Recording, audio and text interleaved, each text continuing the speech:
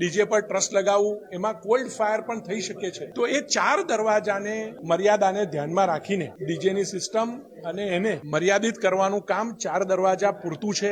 કારણ કે એ જગ્યા પર જૂના બિલ્ડિંગો આવેલા છે, જર્જરિત પણ છે અને લાકડાની ઇમારતો છે. તો ત્યાં ફટાકડા ફોડવા પર રિસ્ટ્રિક્શન મૂકવામાં આવ્યા છે. બાકીના આખા શહેરમાં ફટાકડા અને કોલ્ડ ફાયર કરી શકાશે એવી પણ એમને છૂટ આપી છે. બાકી બધી ગાઈડલાઈનો જે તે સમયે આ તમામ આયોજકો સાથે રાખીને કાયદાની મર્યાદામાં રહીને આ તમામ આયોજનો એક સુચારુ સારા થાય અને કૃત્રિમ તળાવોની આજુબાજુ પણ યોગ્ય વ્યવસ્થા, એ તમામ વિષયની અંદર અલગ અલગ સૂચનો ધારાસભ્ય, સાંસદ, મેયરશ્રી દ્વારા કરવામાં આવ્યા હતા. કૃત્રિમ તળાવોની હાઇટ કેટલી હોવી જોઈએ, ડેપ્થ કેટલી રાખવી પડે, એ પણ પોલીસ કમિશનરશ્રી સાથે આવેલી મૂર્તિઓની હાઇટના ડેટાના આધાર પર ત્યાં પણ અમે આ સંકલનમાં મુદ્દો ઉઠાવીને યોગ્ય વ્યવસ્થા થાય. કૃત્રિમ તળાવની અંદરથી જે નીકળતી મૂર્તિઓ છે એનું પણ વિસર્જન યોગ્ય રીતે થાય.